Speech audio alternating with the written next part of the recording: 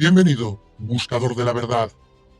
En los programas anteriores hemos tenido la oportunidad de ser más consecuentes con el mundo y el entorno que rodea nuestro ser y nuestra propia existencia, pudiendo de esta manera llegar a ser más objetivos con esa realidad de la cual formamos parte y con la que estamos innegablemente conectados y vinculados de una manera mucho más activa y profunda de lo que jamás hubiésemos podido llegar a imaginar. Gracias a estudios, historias e investigadores como Jacobo Greenberg, Greg Braden o Jeffrey Thompson, de quienes hemos hablado recientemente en el canal, podemos llegar a la conclusión de la importancia y relevancia del ser humano en este complejo mundo lleno de preguntas sin apenas respuestas. Por ello, y si vinculamos todo lo aprendido a aquella saga que titulamos en el canal Los puntos de extracción, nos vamos dando cuenta del porqué de la importancia e insistencia de estas élites o entidades parasitarias gobernantes de dominar y controlar tanto nuestras mentes conscientes como cada acto presente en nuestras vidas rutinarias. En el programa de hoy, y ya con una visión mucho más amplia y abierta a todo tipo de posibilidades, podremos indagar en esa realidad e intento forzado de controlar cada pensamiento, emoción o recuerdo en esos oscuros y ocultos intereses hacia el cual quieren dirigirnos y cómo utilizan tanto los medios como la televisión, la radio o ciertos artilugios para acercarse cada vez más a dichos objetivos.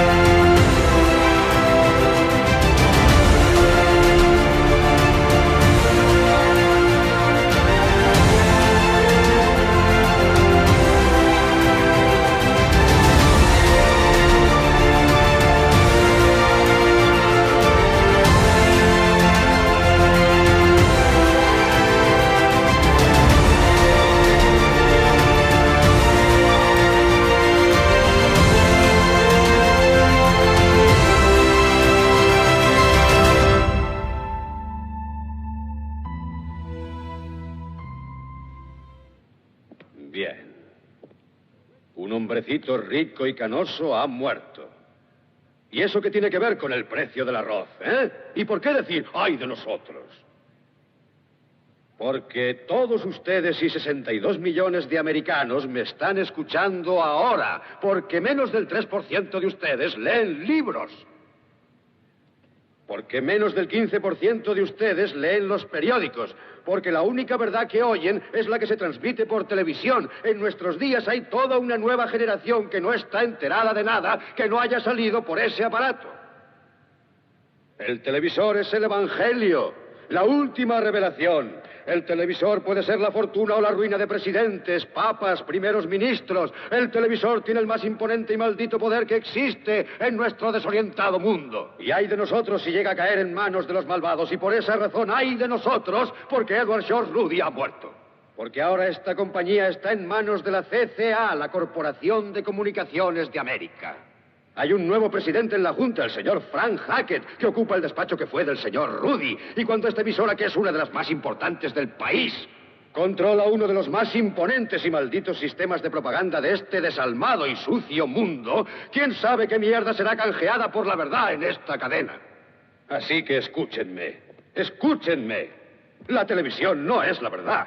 La televisión es un maldito parque de atracciones. La televisión es un circo, un carnaval, una troupe de acróbatas, narradores de cuentos, bailarinas, cantantes, malabaristas, fenómenos, domadores de animales y jugadores de fútbol. Es una fábrica para matar el aburrimiento. Si quieren saber la verdad, diríjanse a Dios. Diríjanse a su gurú. A ustedes mismos, porque es la única manera de hallar la auténtica verdad. Ustedes no van a enterarse de la verdad por nosotros. Les diremos cuanto quieran oír. Mentimos como hablamos. Les diremos que la policía siempre captura al asesino y que nadie tiene cáncer en los hospitales. Y que aunque el héroe esté perdido, si miran el reloj, dentro de media hora no falla. Saldrá airoso. Les contaremos toda la porquería que quieran ustedes oír. Jugamos con ilusiones, nada es verdad, pero ustedes se quedan ahí sentados día tras día, noche tras noche, gente de todas las edades, colores y credos. Somos lo único que conocen.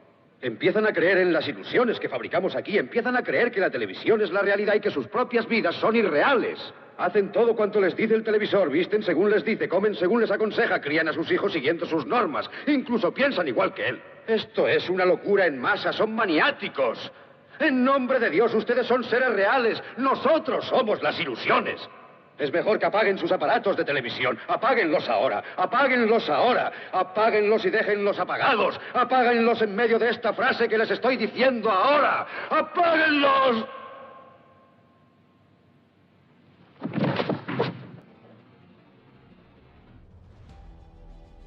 Cuando hablamos de controlar cada pensamiento, emoción, recuerdo e incluso acto que se presente en nuestro procesamiento neuronal, pareciera que hablamos de algo tan exagerado e imposible, que muchos alzarán sus manos hacia su frente, en señal de completa incredulidad. Y más aún, en lo que creemos es una sociedad civilizada, como en la que supuestamente vivimos, y que pensamos jamás podría llegar a suceder. Pero el desconectarnos de nuestro raciocinio, ser, conducta o personalidad, y conectarla directamente a fuentes que anulen nuestro propio juicio o criterio, son una realidad que, por muy increíble que parezca, está presente en nuestras vidas cotidianas. Muestras tan simples como la educación, que desde pequeño nos inculcan con el objetivo de ser incapaces de cuestionar nuestro entorno, y aceptar así ciegamente lo que se nos ofrece mediante la indiscutible obediencia de las fuentes oficiales, a quienes nunca nadie cuestiona absolutamente nada, o incluso a seguir ciertos patrones acordes a ciertas pautas marcadas, son tan solo un simple ejemplo de cómo manejan nuestras mentes sin apenas la población ser consciente de ello. Lo mismo, desde pequeños, que se nos enseña a seguir al resto de la sociedad en todas sus conductas. Siempre tendremos en mente frases como «Fíjate en esa persona, qué bien lo hace o qué mal lo ha hecho. Tú no vales nada, esfuérzate para conseguir tus objetivos». O algo tan simple como las batallas cotidianas por llegar a ser el número uno en cada nuevo reto que se presente ante nosotros, porque ¿para qué vamos a conformarnos con el segundo puesto si podemos ser los primeros? Lo que nos mueve a replicar y observar lo que los demás hacen para hacerlo así nosotros mismos. Fíjate, por ejemplo, en este curioso experimento. Aquí podemos ver cómo estos alumnos, sin razón alguna, entran en un ascensor y se colocan de una manera que marca ciertas pautas. El sujeto en cuestión, este que marca la flecha y que no sabe absolutamente nada del experimento y lo que está sucediendo, inmediatamente reacciona y sin cuestionar, replica estos actos para no ser diferente al resto.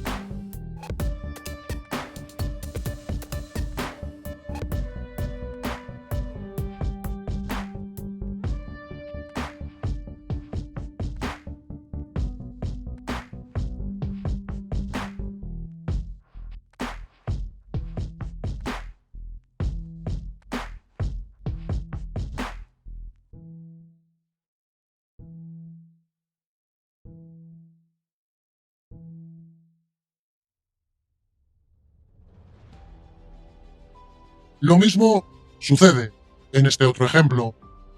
Cosas tan absurdas como la que veréis a continuación muestran la triste realidad de una sociedad manejada al antojo en forma de rebaño y solo educada para obedecer y replicar.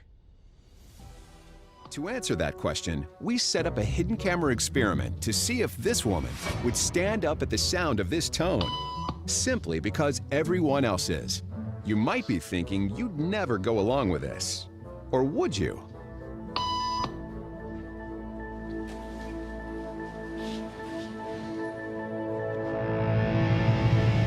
After just 3 beeps, and without knowing why she's doing it, this woman is now conforming perfectly to the group. But what happens if we take the group away? Elaine, please.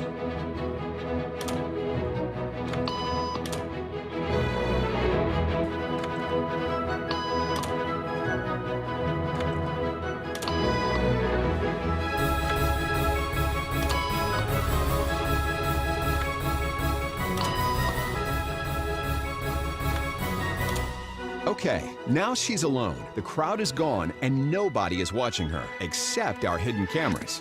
What do you think she'll do?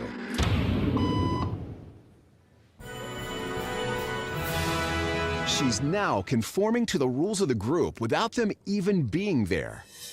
Now, watch what happens when we introduce another outsider who doesn't know the rules. For a noon appointment. Have a seat and they'll be out in just a couple minutes. Great, thanks so much.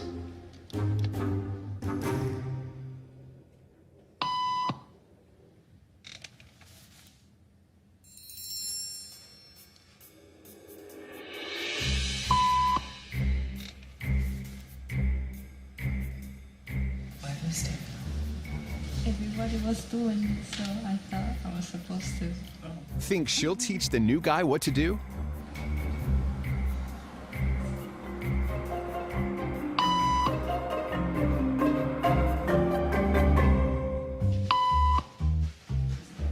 Vemos que incluso una vez finalizado el experimento, y aun cuando no hay nadie o alguien nuevo llega al lugar, esta persona continúa replicando los mismos movimientos que realizaban sus compañeros. Aún así, sin saber por qué lo hace. Y no acaba aquí la cosa, porque tener reacciones y seguir unos patrones sin saber un porqué puede tener un pase. Pero incluso cuando tenemos las mismísimas evidencias en mano y a la vista ante nosotros, vemos como ante ciertas situaciones o grupos seguimos siendo incapaces de aceptar la realidad. Veamos para ello este experimento realizado en el año 1951 y conocido como el experimento de Ast. En él se reunía a un grupo de 7 a 9 estudiantes en un aula y el experimentador indicaba que lo que debían hacer era comparar pares de líneas. Se les mostraba entonces varias tarjetas donde se observaban líneas verticales de distinta longitud. Los participantes deberían entonces indicar cuál de las líneas tenía la mayor longitud. Algo que a simple vista parece sencillo. La trampa estaba en que del grupo de participantes, todos, excepto uno, eran en realidad cómplices del investigador, siendo el restante el foco del experimento, al cual se le colocó en la posición de tener que dar su respuesta después de haber escuchado las respuestas de los demás. Y aquí te dejo el resultado del mismo. The experiment you'll be taking part in today involves the perception of lengths of lines. As you can see here, I have a number of cards, and on each card there are several lines. Your task is a very simple one. You're to look at the line on the left and determine which of the 3 lines on the right is equal to it in length. All right, we'll proceed in this order. You'll give your answer. Only one of the people in the group is a real subject, the 5th person with the white t-shirt. The others are confederates of the experimenter and have been told to give wrong answers on some of the trials. The experiment begins uneventfully as subjects give their judgments. 2, 2, 2, 2. 2, 3, 3. 3, 3, But on the third trial, something happens. 2, 2. 2, 2, 2. The subject denies the evidence of his own eyes and yields to group influence. 1. Ash found subjects went along with the group on 37% of the critical trials. But he found through interviews that they went along with the group for different reasons. 1. 1. They must be right. There are 4 of them and 1 of me. 1. This subject's yielding is based on a distortion of his judgment. He genuinely believes that the group is correct. 1. 1. 1. 2. 1. 2. 2. 2. I know they're wrong, but why should I make waves? 2. In this case, the subject knows he is right, but goes along to avoid the discomfort of disagreeing with the group. Here, the distortion is at the level of his response. 2. 2. 2. 2. In the previous experiment, the naive subject stood alone against the group. In this variation, Ash gave the naive subject a partner, here seated in the third position, who also gives the correct response. 1. 1. 2. 1. 2. With a partner, yielding drops to only 5% of the critical trials compared to 37% without a partner. Although subjects report warmth and good feeling toward the partner, they typically deny that he played a role in their own independence. The partnership variation shows that much of the power of the group came not merely from its numbers, but from the unanimity of its opposition. When that unanimity is punctured, the group's power is greatly reduced. Sometimes we go along with the group because what they say convinces us they are right. This is called informational conformity. But sometimes we conform because we are apprehensive that the group will disapprove if we are deviant. This is called normative conformity. The strength of the normative factor is shown in another variation carried out by Ash. In this variation, the subject is told that because he had arrived late, he would have to write his answers. Subjects in this private response experiment are exposed to the same amount of misleading information as other subjects, but they are immune from any possible criticism by the group. 1. 1. 1. And this enormously reduces the pressure to conform. Conformity drops by 2/3. Ash's experiment is a classic. It reveals how people will deny what they see and submit to group pressure. It allows us not only to observe conformity, but to study the conditions that increase or reduce its occurrence. Como vemos, conocen cada uno de los secretos y debilidades de la mente humana, con la cual llevan muchísimo tiempo investigando y experimentando. Otro ejemplo lo tenéis en el canal, con el documental que se publicó y ya vimos a mediados de esta cuarta temporada, y que os dejaré el link en algún rincón de la pantalla para que podáis acceder a él directamente, si es que todavía no lo habéis visto, y podáis sacar con ello vuestras propias conclusiones. Pero, ¿por qué tanto interés en controlar y dominar nuestra mente? La respuesta obvia es que cuando pretendes dominar a un amplio abanico de personas o población, lo más lógico es convertirla en un rebaño dependiente de un sistema que tú mismo controles. El ejemplo más práctico es el de un pastor. La oveja siempre sentirá temor al perro, a ese perro que las guía porque les ladra y además les podría morder.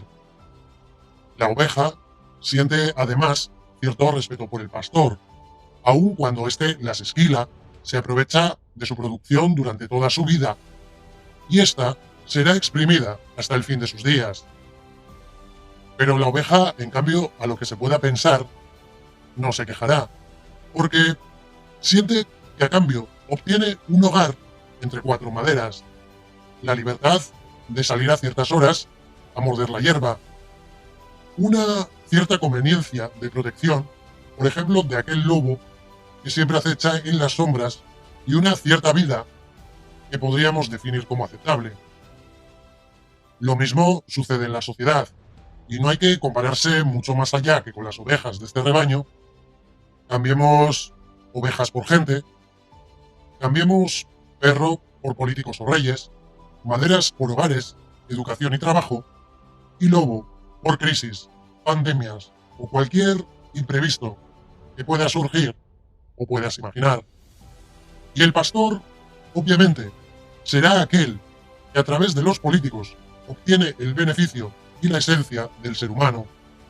Tal y como vimos en entregas anteriores, llamémosles a estos divinidades, reptiles o humanos poderosos.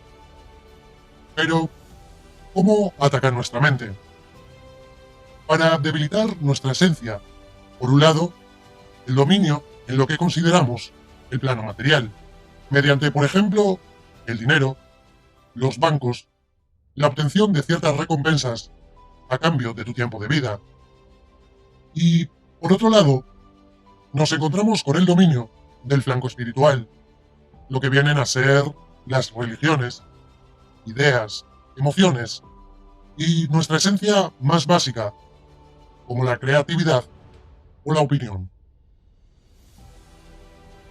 Pero vayamos ahora a conocer a Sigmund Freud, padre del psicoanálisis y quien desarrolla la teoría de la mente y de la conducta humana. El personaje de esta historia descubrirá que la mente se divide en tres partes. Por un lado, la parte consciente, y otra también ya conocida por nosotros, como es la mente subconsciente. Además de ellas, encontraríamos la mente preconsciente, la cual está descrita como la capa entre el consciente y el inconsciente. En su obra más conocida, que fue llamada La interpretación de los sueños, Freud nos explica el argumento para postular un nuevo modelo del inconsciente y desarrolla además un método para conseguir acceder al mismo, tomando elementos de sus experiencias previas. Aquí Freud nos hablará, como decíamos más atrás, de la existencia de la mente preconsciente. Según él, las personas experimentan a menudo pensamientos y sentimientos tan dolorosos que son incapaces de soportar. Y estos sentimientos, a su vez, no pueden ser expulsados de la mente, pero sí del consciente, para formar y unirse a la parte inconsciente, manteniéndolo reprimido y retornando esto, tarde o temprano, de una u otra manera. Dentro de esa mente inconsciente, Freud buscará una explicación a la forma en que la mente funciona y propone una estructura dividida en tres partes, las que él llama el ello, el yo y el superyo. El ello representaría los impulsos primigenios, la base que podríamos decir viene preinstalada en nuestra mente desde la mismísima concepción. Según Freud, constituye el motor del pensamiento y del comportamiento humano, conteniendo además nuestras ansias de gratificación más primitivas y el deseo de obtenerlos de inmediato. Y si éstas no se satisfacen momentáneamente, caemos en un estado de ansiedad o depresión. Un ejemplo sería: tengo sed, bebo; tengo hambre, como. Lo que vendría a ser el instinto animal. Si un bebé, por ejemplo, tiene hambre, sed o se encuentra incómodo, llorará hasta que esta necesidad sea satisfecha. Pero todo esto, aplicado al mundo real, sabemos que no es funcional, por lo que este pensamiento sería tan perjudicial como socialmente inaceptable. Aquí entraría en escena el yo, el cual se desarrolla a partir del ello, haciendo que los impulsos del ello sean expresados de una forma más acorde a la del mundo real, encargado de tratar con la realidad y actuar como mediador entre ambas partes. Sus funciones serían tratadas en el consciente, en el preconsciente y en el subconsciente de la mente. El principio de la realidad balancearía los beneficios o mermas de la obtención de dicho impulso antes de decidirse a actuar o a abandonarlo.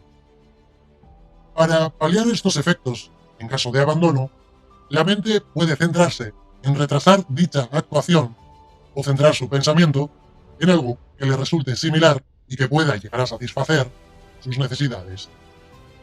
Como último punto, encontraríamos el superyo, la parte que contrarresta al ello, representando los pensamientos morales y éticos ya interiorizados y adquiridos, y uniendo aquí nuestro sentido del bien y el mal, proporcionándonos ciertas directrices para hacer juicios. El superyo se presenta a partir de los 5 años de edad aproximadamente, y este se divide en dos partes. Una de ellas sería el ideal del yo, que incluye las normas y las reglas para un buen comportamiento, lo que fue aprobado tanto por padres, tutores, incluido en todo ello los sentimientos de orgullo, valor y logro. La otra parte del superyo se denominaría la conciencia, donde entrarían en escena las cosas consideradas por la sociedad, padres, tutores, amigos, comportamientos prohibidos, que puedan dar lugar a remordimientos o culpabilidades. El superyo se puede decir que actúa para perfeccionar y civilizar nuestro comportamiento, actuando por su cuenta, para suprimir todos los impulsos inaceptables del ello, y esforzándose de alguna manera, porque los actos del yo se encuadren dentro de los actos sociales. El superyo se presentaría en el consciente, preconsciente y subconsciente.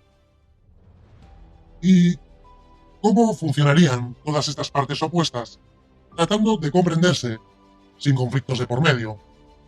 Freud utilizó el término fuerza del ego, siendo esta capaz de funcionar a pesar de este duelo. Una persona con un fuerte, el yo, sería capaz de gestionar perfectamente este conflicto, mientras que aquellos con poca fuerza en este campo podrían llegar a ser inflexibles o poco sociables. Según Freud, el equilibrio de una persona sana sería el equilibrio entre el yo y el superyo. De aquí se obtuvo la conclusión que el fino hilo de la civilización para esta, nuestra especie, la forma actual humana, era lo que lograba mantener estable nuestro ser y nuestra perspectiva, no convirtiéndolo en una especie de bestia descontrolada, ya que la moral, la ética o la postura hacían el trabajo de aligerar ese sentimiento transmitido por el ello. De aquí veremos y vemos el intento de controlar la mente humana en esta época que actualmente vivimos. Porque, como sabemos, en otros siglos, milenios o diferentes épocas de civilización, los métodos debieron ser muy diferentes y adaptados según el tipo de creación o evolución. Temas que ya trataremos más adelante y sin prisa alguna. Un ejemplo simple, las historias que pudimos escuchar de la boca de Credo Mutwa en el vídeo La verdadera historia de la humanidad, u otras como la civilización maya, de las cuales aún no hemos tratado. Continuando con lo mencionado, y gracias a estos estudios, gobernantes o entidades superiores son conscientes a partir de aquí de la necesidad de dominar la civilización para evitar que ese animal terminase poniendo en peligro el sistema impuesto, ya fuese a modo de rebeldía o a modo de un gran despertar. Como método funcional de control, se inventará más adelante tanto la televisión como la radio, y será tras la Primera Guerra Mundial cuando se formará un grupo de psiquiatras, psicólogos y estadísticos que será reunido por Herbrand Russell, más conocido como el Duque de Bedford, quien entregará a este grupo un edificio situado en el centro de Londres, donde podrán a partir de aquí llevar a cabo todos sus estudios y experimentos. En un principio, estará dedicado al estudio y análisis de los pánicos y efectos traumáticos a partir de los supervivientes de lo que fue la Primera Guerra Mundial, y este edificio y los estudios primeramente dependían del Departamento de Guerra Psicológica del ejército británico, por lo que podemos intuir hacia dónde iban los pasos. Entre otros experimentos y estudios de los que allí realizaron, trataron de encontrar el punto de quiebre de la mente del soldado, llegándose a decir incluso que los bombardeos aéreos realizados a civiles por Roosevelt y Churchill fueron parte del mismo estudio como una especie de experimento clínico de terror de masas en un intento de observar a los civiles como si estos fueran conejillos de indias, viéndoles reaccionar bajo condiciones controladas de laboratorio ante situaciones de estrés extremo, con el objetivo de comprobar hasta dónde llegaba la resistencia del individuo y encontrar el punto en el que su mente podría ser dominada sin oponerse a ningún tipo de resistencia. Es lo que podríamos definir como los orígenes de la ingeniería social, mediante los traumas generados por el miedo, y es el miedo el que se convirtió en una de sus principales armas, ya que descubrieron que podían utilizarlo con nosotros. En este punto, y antes de la Segunda Guerra Mundial, surge un curioso experimento. Tras la invención de, cómo no, la radio, esta será utilizada para realizar una curiosa adaptación del libro La Guerra de los Mundos, de Herbert George Wells, la cual fue publicada en 1898. Este programa de radio se emitió en directo como un episodio especial de Halloween, a las 9 p.m. un domingo del 30 de octubre de 1938, y el resultado sorprendió a la mismísima clínica que en breve sería conocido como el Instituto Tavistock, y que a muchos seguramente ya os sonará. El 30 de octubre de 1938 se produjo la primera señal de que algo estaba cambiando en el ambiente, más concretamente en las ondas. The Columbia Broadcasting System and its affiliated stations present Orson Welles and the Mercury Theater on the Air in The War of the Worlds by H.G. Wells. La Guerra de los Mundos, aquel viejo relato sobre una invasión marciana escrito en 1898, había madurado convirtiéndose en algo que cuajó de manera extraña en 1938. La CBS tenía el Teatro Mercurio en las ondas, bajo la dirección de un hombre de 23 años, de nombre Orson Welles. La serie dramática estaba bien considerada, pero apenas podía hacerse un hueco entre la audiencia.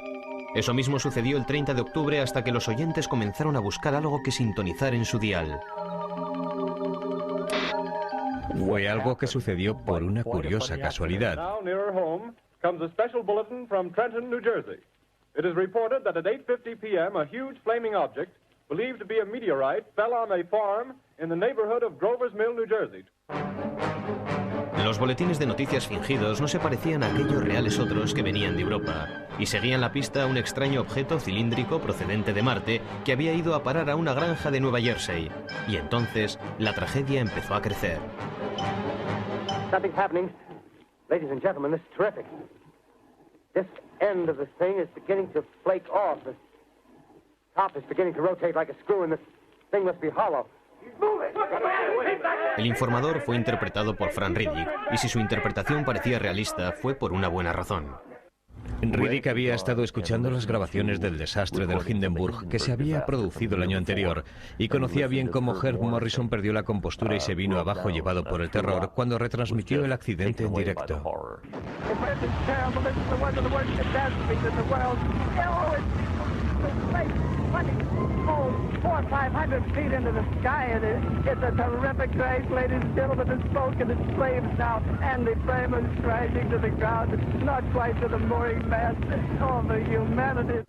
Y Frank Riddick recreó todo aquel horror para la escena de la Guerra de los Mundos. Humped shape is rising out of the pit. I can make out a small beam of light against a mirror. What's that? There's a jet of flame springing from that mirror, and it leaps right at the advancing men. It strikes them head on. Oh, Lord, they're turning into flames. Now the whole field's caught up by the woods, the bars, the gas tanks of the automobiles spreading everywhere. Coming this way now, about 20 yards to my right. Los marcianos de la radio habían tomado el planeta y los oyentes se lo tragaron. Según una estimación, al menos 1 millón de personas se creyeron que los Estados Unidos estaban siendo atacados. Se recrea, por lo tanto, esta novela a través de la radio, donde, a pesar de advertir durante la emisión 1 y 1000 veces que se trataba de una representación ficticia, eso sí, con todo lujo de efectos sonoros e interpretativos, la gente entró en pánico, produciéndose suicidios en masa, robos e incluso caos en las calles. Vieron aquí cómo el poder del subconsciente era más grande que la mismísima razón y lógica, lo que en parte confirmaba que Freud tenía razón y que ese animal salvaje salía a la luz cuando el ser humano era agitado o desconcertado y cruzaba la fina línea que le condiciona en la sociedad. Con esto en mente, aparecerá en escena el sobrino de Sigmund Freud, más conocido como Edward Bernays, y publicará el libro titulado Propaganda, el cual ofreció las claves a modo de manual para manipular la opinión pública y convertir a sus ciudadanos en simples ovejas de rebaño, cosa que veremos a inicios y durante la Segunda Guerra Mundial, donde ambos bandos veremos que utilizaban este manual aplicado tanto a radio, televisión e incluso prensa, tratando de movilizar así a la gente en contra de su oponente, ambos financiados por los mismos dueños, cosas que veremos también más adelante, para no extender más aún el vídeo. Public opinion is big business. As of 2011, there were more than 7,000 public relations firms in the United States alone. These companies work on behalf of corporations, trade organizations, or individuals who hope to put a positive spin on their image. Whether it's a celebrity trying to salvage his or her reputation after a meltdown, a musician promoting an album, or a business combating negative press, chances are you've recently encountered PR work and you might not have known.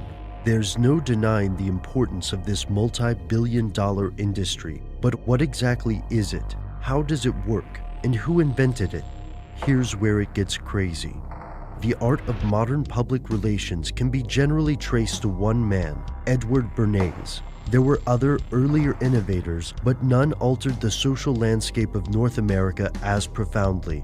Born in Vienna, Austria in 1891, Bernays' family moved to New York City about a year after his birth. He was the nephew of Sigmund Freud, and like his uncle, Bernays was captivated by the convoluted processes of the human mind. Bernays often consulted his uncle's work, and he was the first to incorporate psychology and other social sciences into PR. Yet where Freud sought to uncover motivations, Bernays sought to mask them, and Bernays' clients were companies rather than individuals. For example, one of his early cases involved Lucky Strike cigarettes in the 1920s. The American Tobacco Company asked him to expand sales. Women would be an ideal market, but there were problems. First, women didn't care for the green packaging of Lucky Strikes, and the manufacturer concluded that changing the color was too expensive. Second, it was taboo for women to smoke in public. Bernays took a unique approach to these obstacles. First, he recommended that if the packs must stay green, they should make green the premier color of the fashion season. During his Green Ball campaign, Bernays convinced French designers to incorporate green into their latest fashion lines, and not just any green, but the specific dark green shade of Lucky Strike packaging. He also engineered a green gala at the Waldorf Astoria, featuring some of society's most prominent tastemakers. To address the problem of smoking in public, he linked Lucky Strike cigarettes to the women's liberation movement, arranging for young women to march down Fifth Avenue, smoking and calling the cigarettes torches of freedom. Instead of appearing to sell cigarettes, this seemingly spontaneous march appeared to be a part of the struggle for gender equality. Suddenly, Lucky Strike cigarettes didn't just have packaging that matched the latest Parisian fashions, they also made a statement about women's equality. It's easy to see how these associations could skew market opinion, and the campaign was enormously successful. If you're like most people, then you probably assume that you know where your opinions come from. And if you're like most people, you're probably wrong. Humans tend to think of each belief as the result of a rational analysis, but this is not entirely true. Instead, our opinions are subtly influenced in numerous ways, and we're often not aware of this process. Edward Bernays tapped into this phenomenon to increase the sales of hairnets, cigarettes, bacon, and more, but that's just the beginning. He didn't restrict his talents to selling consumer goods. He persuaded consumers and citizens to approve of several other things, and that's probably something his clients don't want you to know. Y por eso, de la importancia tanto de la radio y la televisión en esa época, la cual conciencia del poder de ambos medios, incluida la prensa, para controlar y manipular la mente humana, todo ello mediante la propaganda, como sabemos, muy presente en nuestros tiempos. En este libro de Edward Bernays podemos leer frases como la manipulación consciente e inteligente de los hábitos y opiniones organizados de las masas es un elemento de importancia en la sociedad democrática. Quienes manipulan este mecanismo oculto de la sociedad constituyen el gobierno invisible. Otra de sus frases que se pueden remarcar sería la siguiente: la minoría ha descubierto que podía influir en la mayoría, en el sentido de sus intereses. En adelante, es posible moldear la opinión de las masas para convencerles de que comprometan su fuerza recientemente adquirida en la dirección deseada. Dada la estructura actual de la sociedad, esa práctica es inevitable. Hoy en día, la propaganda necesariamente interviene en todo lo que tiene un poco de relevancia en el plano social, ya sea en el ámbito de la política, las finanzas, la industria, la agricultura, la caridad o la enseñanza. Frases como estas nos dejan claro la finalidad de todos estos estudios y cómo lograron con ello dominar nuestra mente, además de nuestro presente e incluso el futuro.